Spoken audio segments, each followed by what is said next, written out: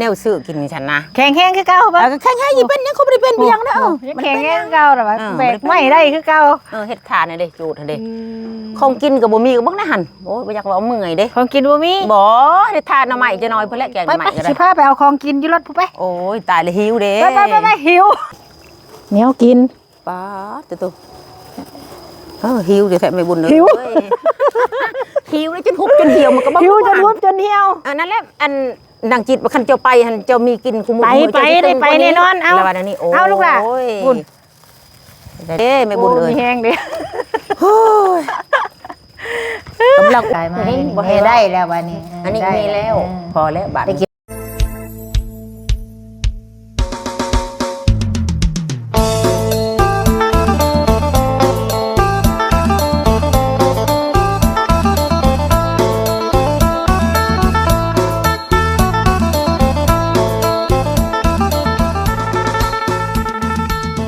นิชา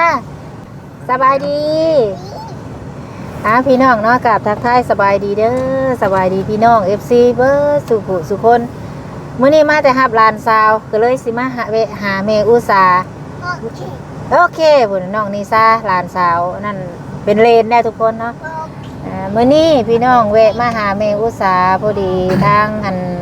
ผู้ใหญ่เพิ่นผู้ที่ว่าสิรับเราไปอยู่เฮือนนำหั่นแหละสิเอาเพิ่นไปทำงานอยู่ไทยนำหั่นแหละเนาะเพิ่นก็ได้เฮ็ดบัตรเฮ็ดเบอร์พี่น้องสัมภาษณ์อย่างเรียบร้อยแล้วมื้อนี้ก็เลยสิมาถามข่าวก่อนว่าเป็นจังไดแล้วก็ซื้อข้าวสารอาหารแห้งนี่มาให้มาฝากเราไปอีหล่าลงลุ่มลูกไปพี่น้องเดี๋ยวลงไปตอนนี้ก็มาฮอดเฮือนฮอดซานแล้วพี่น้องเลยเนาะอันนี้ก็ได้อากาศร้อนเอานี่จักน้อยเนาะ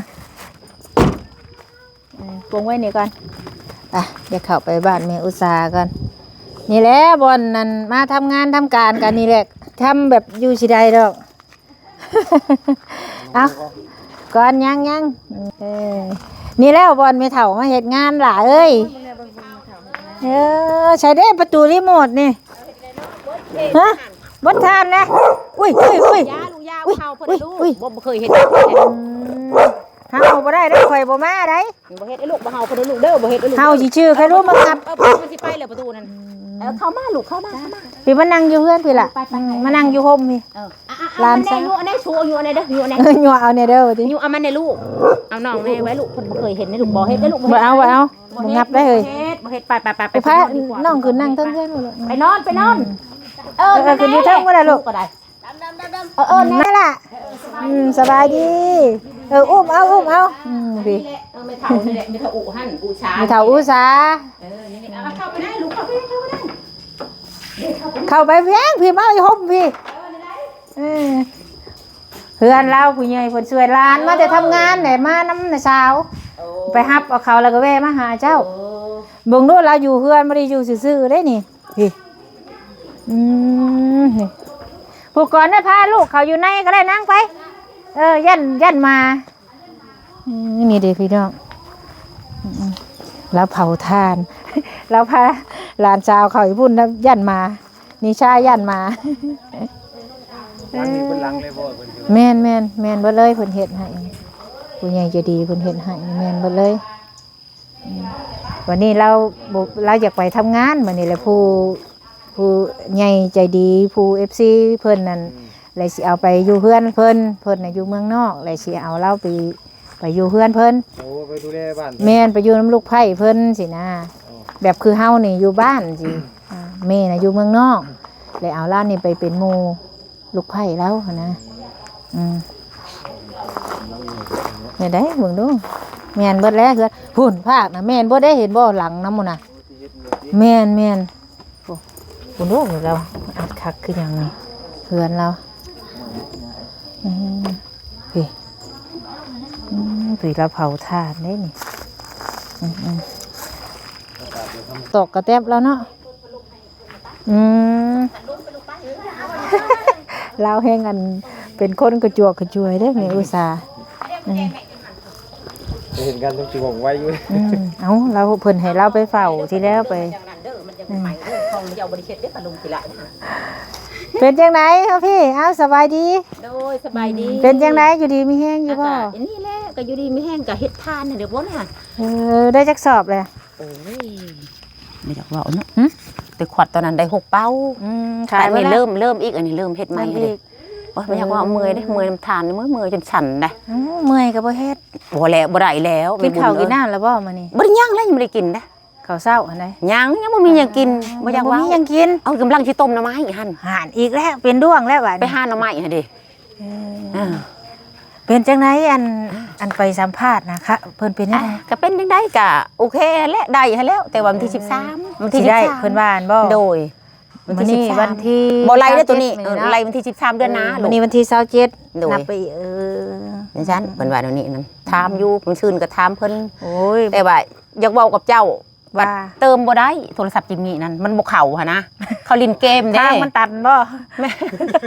แล้วเว้าบ่ได้ยินเพิ่นช็อตมานี่ยินจะมามันนี่แม่เอ้ยว่ะแม่บุญช็อตมาสิเว้าบ่ได้เฮ็ดได้เด้อันนี้ว่ะ คือบ่โทรไปเลย บ่มีเงินบ่ บ่อย่าเว้านะบ่เว้าตัวนี้จบคันเงียบแสดงตัวนี้เรื่องเดียวพอแล้ว เขาเล่นเกมอันตัวบ่ได้มีเน็ตนั่นเด้ บ่แม่นลิ้นได้ตลอดเวลา บ่มีเน็ตแลแบบว่าเฮาฟังคลิปเสียงบ่ได้อะนะ แต่ก็โอ้ยว่าเฮ็ดได้เด้ ประมาณวันที่13เพิ่นว่า โดย13เดือนนะ เออ บ่แม่นเดือนเฮานี่ได้เพราะว่าเฮาเฮ็ดเดือน วัดเดือนนี่แหละนี่ โดย วันนี้วันที่27แหละ โดยต้องเข้าใจว่าเดือนนี้หันที่13เนาะและต่อไปก็วันที่13เดือนหน้าหาเด้มันเบียด6มื้อได้บั วั ด น นี้ ที่หยังก็อัน ได้เงินอัน ไป ได้บัตร สัมภาษณ์วันที่หยังก็ 13 เนาะ โดย 13 13 วันที่13พุ่นแหละพี่น้องเดือนหนึงเพิ่นว่า29มื้อก็ไล่รถเดือนหนึงเพิ่นว่าเนาะ โดยมันเป็นสิว่ามันยังคือบ่เฮิงแต่เนาะคือบ่ ยัน ไปซั่นนี่สิมันว่านี่ซั่น เออ บัตรบ่ก็ไปบ่ได้หั่นนะ เพิ่นก็ยัง บ่ เฮ็ดห้องบ่ทันแล้วอยู่ บ่คนทั่วไปเว้า โอ้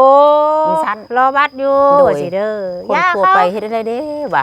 มื้อเช้าว่าสิไปเฮ็ดเวียกอยู่พุ่นว่า ถ่าบัตรอยู่จ้ะว่า โอ้ ติ ถ้าบัตรอยู่มันบ่ออกว่าบ่แม่นเฮ็ดเองว่า เฮาบ่ได้เฮ็ดเองเนาะ บ่ได้เฮ็ดเองก็รอจนแล้วพุ่นแหละจนเพิ่นแล้วแหละ รอบัตรจังไป โดย เดี๋ยวนี้เพิ่นก็กำลังตกแต่งห้องอยู่ห้องนอนให้เจ้าอยู่ อันนี้หันลูก หลาน เพิ่น เคย ห ลานเคยเฮานั่นหลานสาว อันนั้นหันได้ เขามาแต่ทำงานเลยมาเวเอาเขาแล้วมาลิ้นน้ำเจ้า โอ้ฮากะมาบ่นี่โอ้จำพอว่าชิลารอนนั่นหัน โอ้ทีละรอ เอาก็งามเนาะคนมาจากไทยเนาะงามได้ โอ้คันไปอยู่สวนเด้บ่ได้แม่นอันนี้แล้วไปอยู่สวนเด้นี่ คนมาจากไทยเป็นฉันแหละทีแรกก็เป็น ทำงานเนี่ยมาเฮ็ดงานมาเฮ็ดนาบัดนี้ โอ้ก็แม่นแหละ เจ้านั้นอยู่ดีไม่แห้งอยู่ แล้วก็บ่ได้อยู่ดีแล้วแบบว่าข่อยหันไข่บัดกะจนปากจนคมเด้บ่ได้มีแล้วก็บ่ได้ สิไปเฮ็ดงานได้อยู่บ่ บ่เป็นหยังแต่ว่า ก็บ่ได้มีอันแนวซื้อกินฉันนะ แข็งแรงคือเก่าบ่ ก็แค่ๆอยู่เป็นหยังเขาบ่ได้เป็นเพียงเด้อ ยังแข็งแรงคือเก่าล่ะว่า เออ แบกไม่ได้คือเก่า เฮ็ดทานน่ะเด้จูดน่ะเด้ของกินก็บ่มีก็บ่นะหั่นโอ้ยบ่อยากว่าเอาเมื่อยเด้ ของกินบ่มี บ่ได้ทานหน่อไม้จะน้อยเพิ่นแหละแกงห ไป น่อไม้ ไป ก็ได้ สิพาไปเอาของกินอยู่รถผู้ไป โอ้ยตายแล้วหิวเด้ ไปหิว อันนั้นยังว่า ไปจิมมี่ไปเอาของกินลูก อันแม่บุญอันนั่งจิตมาหานะป้าดเขาตุ้ยได้ชะออน มาแล้ว มาแล้ว โอ้ใช่ มาแล้ว โอ้มาแล้วแล้ว บ่ นะ ได้กลับเลยได้กลับแล้วกลับแล้ว โอ้ละมาเลยครับแล้ว เจ้าก็อยากตุ้ยคือเพิ่นอยู่บ่ อยากตุ้ยให้แล้ว อยากตุ้ย กินหั่นน่ะอยากกินอาหารดีๆหั่นน่ะฉัน เอ นะ อบัดเจ้าไป เป็น ไท สี ย หมูเป็นหยังหั่นเด้ จะกินในลายเด้อพี่ โอ้ยสิกินหลายๆโลดมันลำบาก บัดเจ้าไปนะพี่ ลำบากบ่มีแนวกินหั่นนะโอ้ย เหนียวกิน ป้าดตัวหิวเดี๋ยวแท้แม่บุญเลย หิว เอ้ยหิวแล้วจนหุบจนเหี่ยวมันก็บ่ หิวจน บ่ รุดจนเหี่ยว อันนั้นแหละอันดังจิตว่าคันเจ้าไปหันเจ้ามีกินคุม ไปได้ไปแน่นอนเอา แล้ววันนี้โอ้ เอาลูกล่ะ โอ้ย บุญ ได้เด้ เอา บัดนี้ หิวเอา เ ช้ำสิกินบาดนี้ หิวเดี๋ยวแท้ให้บุญบ่ไหว้ได้แบบนี้ได้จนชันไปหมดเด้อยังไม่ได้กิน เอ้า ข้าวพอคำเดี๋ยวนี้หัน เข้าได้ยังอยู่บ่ ข้าวหัน อย่าเผา อย่าเว้า ยังอยู่บ่ข้าวน่ะ เรื่องข้าวนี่บ่เว้าแหละซื้อข้าว3 โลเด้ มาคันมันบ่มายังมาเอามาจิมมี่เอาพี่ลูกเอาดินี่เครื่องร้านน่ะนี่ โอ้ นี่แบกเอาจิมมี่ โอ้ข้าวก็มีเนาะโอ้โหมีแห้งเด้ เอาหามหลานมาหามกับไอ้ดอน 3 โล นี่ แล้วก็2 โลอาการชื่อเขานั่นบ่อยากเว้า มาหามลูก ไปลูกซอยอ้ายลูกซอยกัน คนละครึ่ง บื้อนี่ ได้ปะ จะมั่มก็ซอยได้จะมั่มเบื้องนึงจะมั่มไม่ไหว เอา มาไปซอยกันลูกเลยซอยอ้าย มันได้เข่า กิน จุ เลย เอา เล เลย โอ้ยมีแห้งเด้ไม่บุญเลย มีแห้งเด้ โอ้ย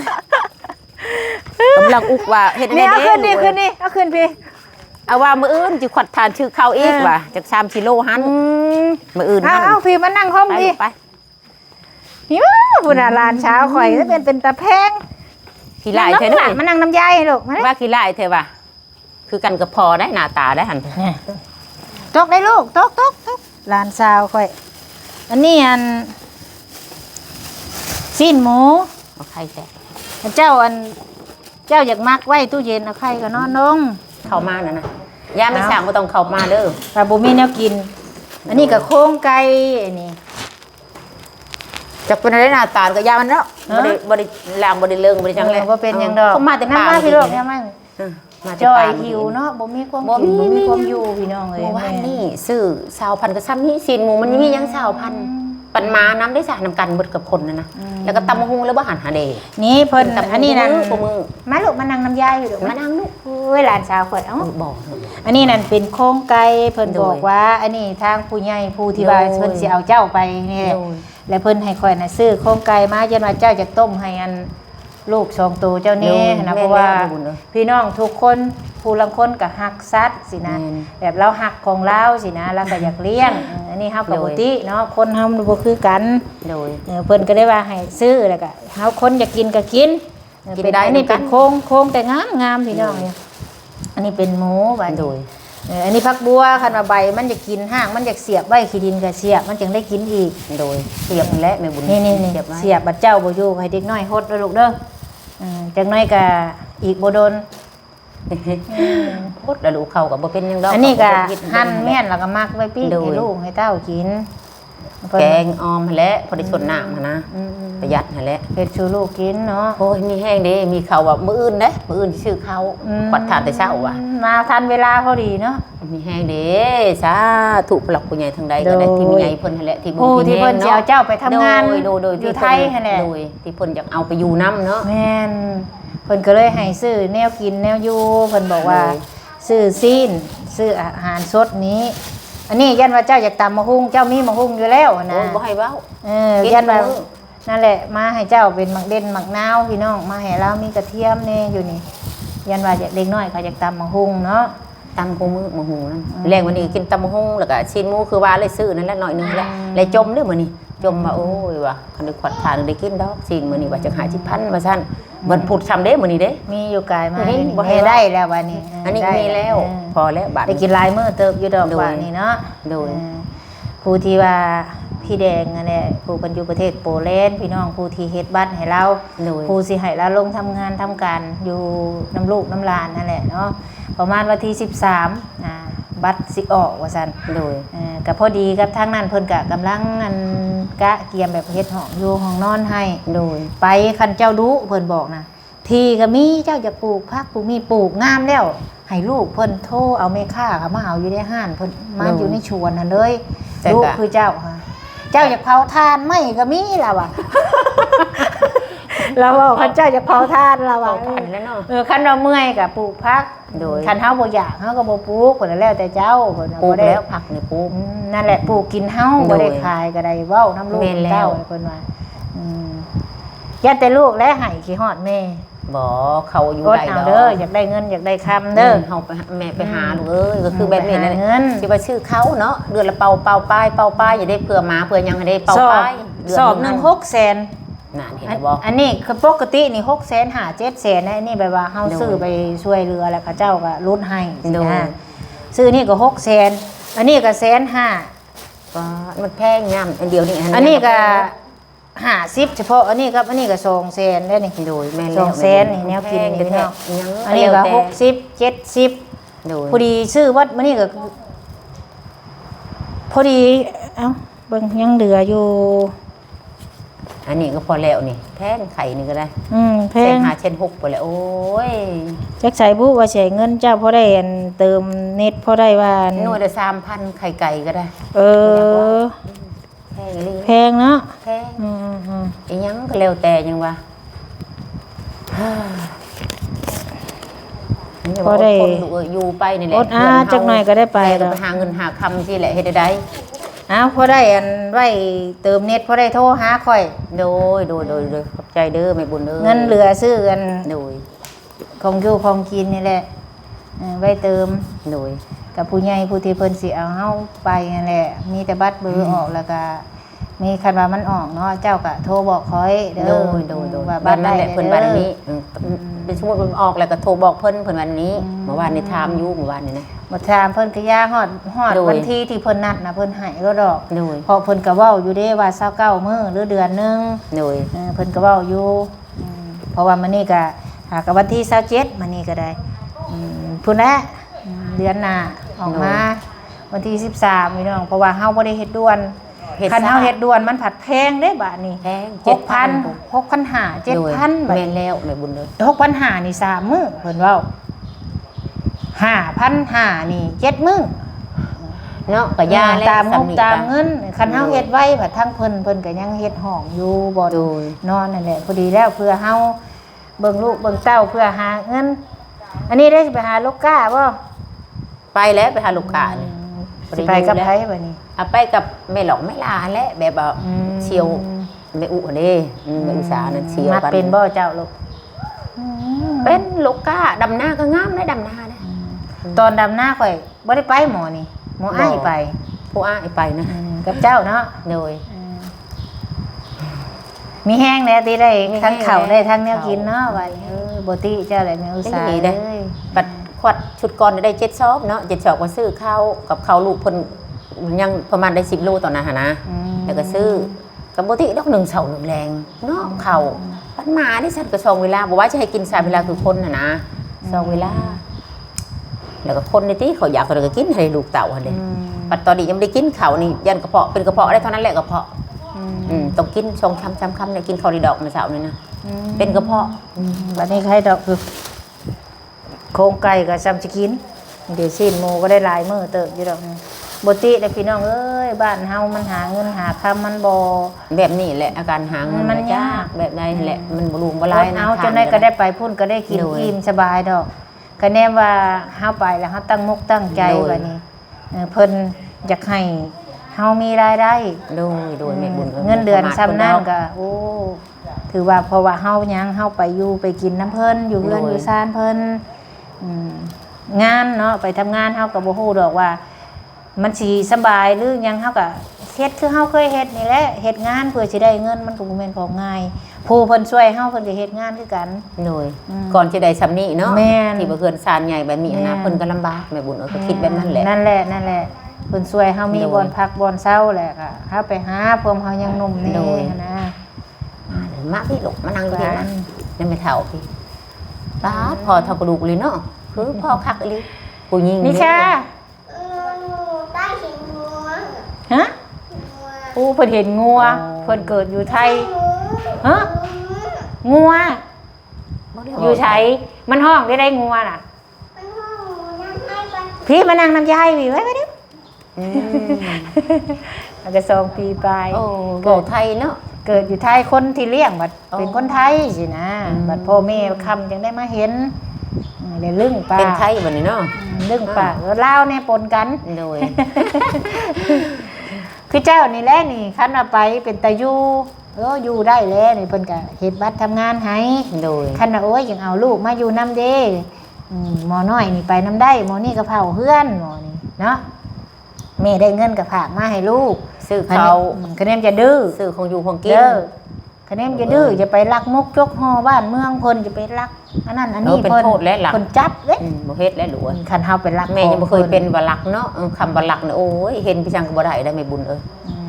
บ่เคยเอาบ่ญาติ เคยอันคิดอยู่ว่าโอ้บ่ได้เด้สิได้ไปคิดอยู่บ่ คิดให้แล้วมันก็โดนให้แล้ว เพิ่นฟันเห็นเจ้าเราว่าเราโทรมาหาเมื่อวานนี่เราว่าฟันเห็นแม่อุตสาเราว่า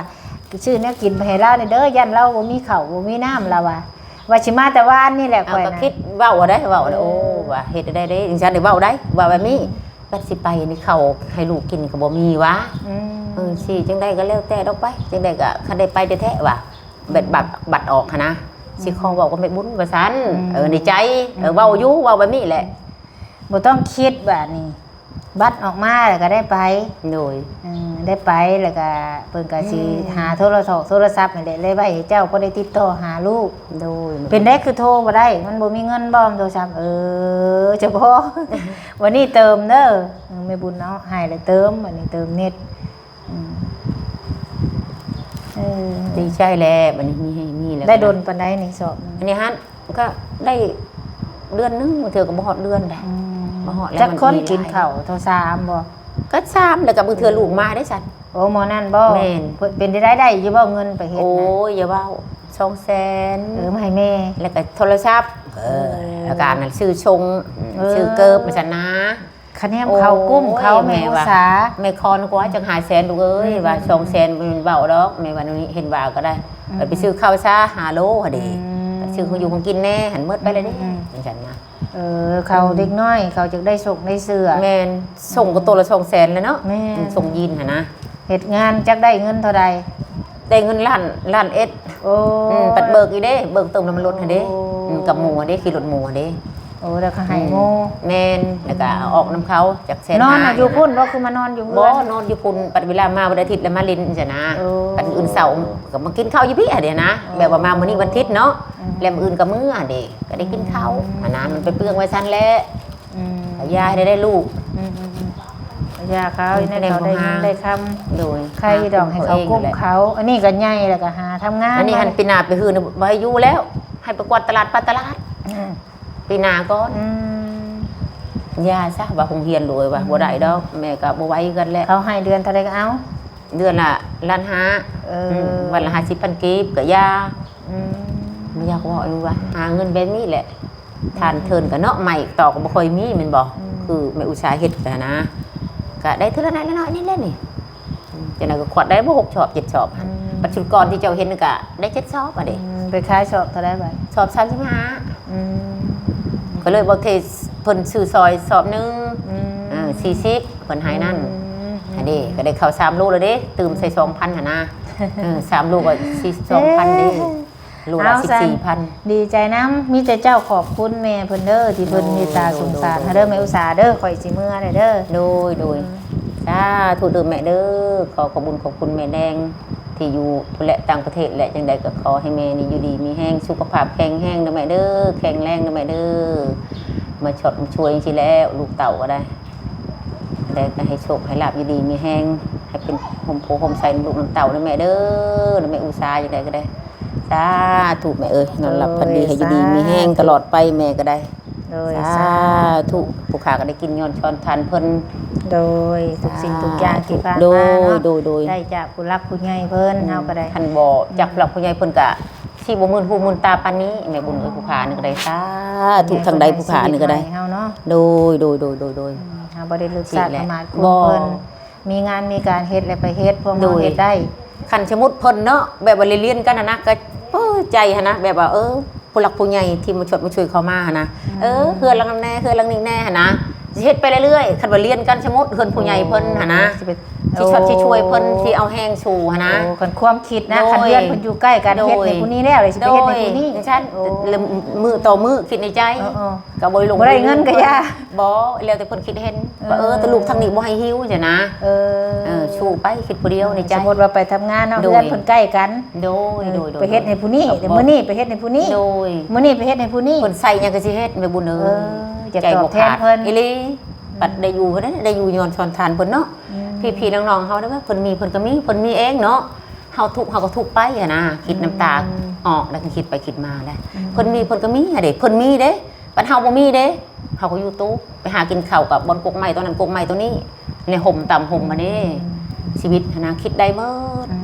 คิดได้ ฟังแน่แม่จุเจ้าเว้าจุเจ้าเป็นคน เมื่อ ดี วานนี้ เด้อ บอก ล่ะ กับ เด้ ลู อก ได้ ให้ ยิน ลู บ่ กนี่หาเงินหาคำลูกเอ้ยว่าคันแม่เฒ่าไปเฮือนศาลผู้หลักผู้ใหญ่เพิ่นเฮ็ดให้เนาะอยู่ไปและคันบ่มีผู้ใหญ่เพิ่นเฮ็ดให้สิอยู่ไสเนาะแม่บุญ แม่น สิอยู่พุ่นแล้วพุ่นตูบพุ่นแล้วจังหน่อยไล่ดินตัวนี้ไล่ไปก็ไปอยู่ดินตัวนั้น ดินตัวนั้นไล่ไปก็ไปอยู่ดินตัวนั้นหะเด้ไปเรื่อยๆบ่อยากเว้าจังว่าโอ้ยชีวิต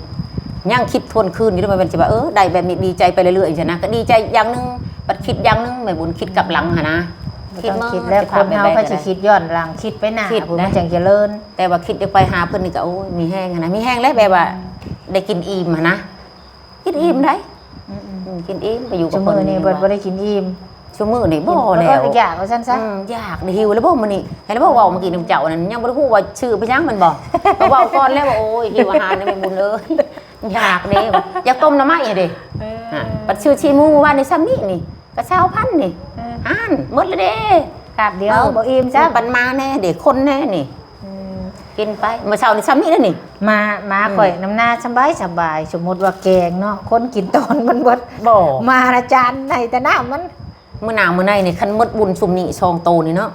ก็สิมื้อหน้านี่ก็แบบแกงหน่อไม้ก็กินเด้อหมานี่เด้อบ้านนอกนี่กินได้ มาข่อย น้ำหน่อไม้นั่น มาข่อยสบายอยู่เทิงเถียง อันนี้บ่ มันอยู่แต่ล่างพี่โยนเข่าเป้าพวกฮับกลับไปโลด แม่น ส แบบนั้ บาน ย แหละ สบายเลย อันนี้บอกเพราะว่าให้มันเคยเนอะมันลืมได้แต่อย่างน้อยได้กินอาหารนะ สาวน้อย ยังว่า เอาซันบ่ต้องคิดอย่างไรมีแต่บ้าน บ่คิด เบิกมาเลย คิดแต่ว่าอยากไป บ่ต้องคิด พุ่น บ่ต้องคิดเด้อบัดนี้สิได้ไป บ่ อยู่ดอกมีแต่คนถามก็ว่าโอ้บัตรข่อยบ่ทันออกเพราะว่าข่อยเฮ็ดธรรมดาข่อยบ่ได้เฮ็ดด่วน คนเฮานี่ธรรมดาคนเฮาเนาะแต่ว่าแบบว่าออกในผิดในลายได้เพิ่นเขียนมาได้เขียนลงมาดิ อืม ว่าเป็นยังไงเนาะในช่องบ่เทเด้อ่านเข้าไปอ่านก็ให้คนอื่นอ่านบ่แม่นผู้อุตส่าห์อ่านเนาะว่าจะสั้นว่าไม่ได้ว่ายังไปเมืองเถาะเมืองไทยไปเฮ็ดเวียกเหตุการณ์แม่อุตสาห์คือบ่เห็นไปจักเทื่อว่ะว่าจะซื้อบ่หรือยังซั่นนะเพิ่น ร บ่ อ เข้าใจ บัตร ดอก เฮ็ดแล้วบัตรเพราะว่าตอนเฮ็ดนี่เฮาบ่ได้ถ่ายคลิปเด้อเพราะว่ามันอยู่เจ้าหน้าที่ โดย บัตรก็เฮ็ดเรียบร้อยแล้วรอแต่มื้อบัตรออกมาแล้วก็ถือว่าไปแล้วเนาะ โดยวันที่13 เดือนหน้า พุ่นแหละประมาณกลางๆเดือนหน้าพุ่นแหละบัตรเราออกมาแล้วก็จังสิได้ไปพี่น้องเอ้ยไปซั่น ในใจอยากไปแต่เมื่อวานเนาะ แม่น แต่มันไปบ่ได้ อยากไปแล้วเนาะ ให้อยู่ดีมีแฮงไม่บุญเด้อ โดยอยู่ดีมีแฮงกลับก่อนเด้อบัดนี้เด้อสบายดี สบายดีเด้อแม่เอ้ย